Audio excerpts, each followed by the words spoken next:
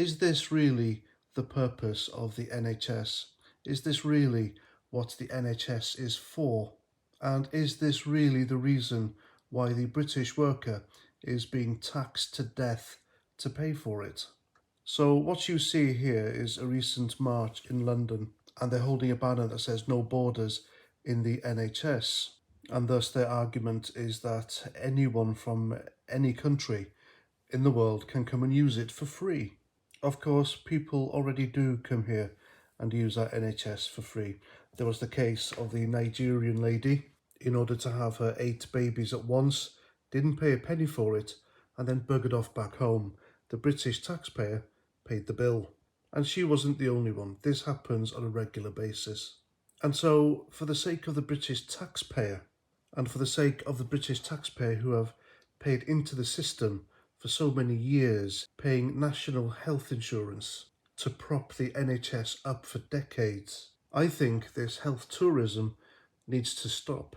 And these woke left-wing Labour supporting activists within the NHS, they need to realise they're there for one job, and one job only: to save lives, to patch people up and do it all with a smile on their faces. That's all they have to do. And as for advocating for no borders in the NHS, I can tell you now that's utter horseshit, because people who come here illegally, and there's thousands of them, by the way, every day in their little dinghies crossing the channel from France, which is a war-torn country if you listen to the left, and then they automatically jump the queue. These people are given preference, they're given priority for healthcare. Healthcare by the NHS, which they haven't paid a penny into. Now, NHS nurses have got a really bad reputation recently, and it's all of their own making.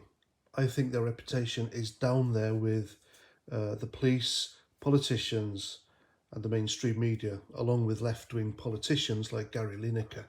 These people and institutions are reviled by the public because they're out of touch, and NHS nurses are getting out of touch as well.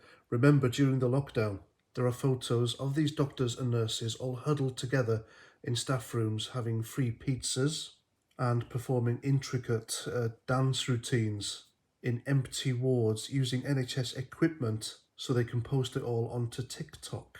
Now, these people flaunted lockdown rules. At the same time, Boris Johnson had a slice of cake for his birthday at his place of work in Downing Street. And yet he's the one on trial here. You can't make this crap up. So the activist elements of the NHS, you've had your pay rise. You put patients' lives at risk in order to get one while you stood in your picket lines.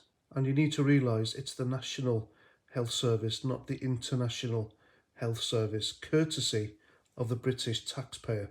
Enough is enough, because the British people are onto you and your antics and your political agendas, and it's not on. And there we go, that's my video. Please let me know what you think in the comments, and until the next time, have a great Saturday, and Roger Trout.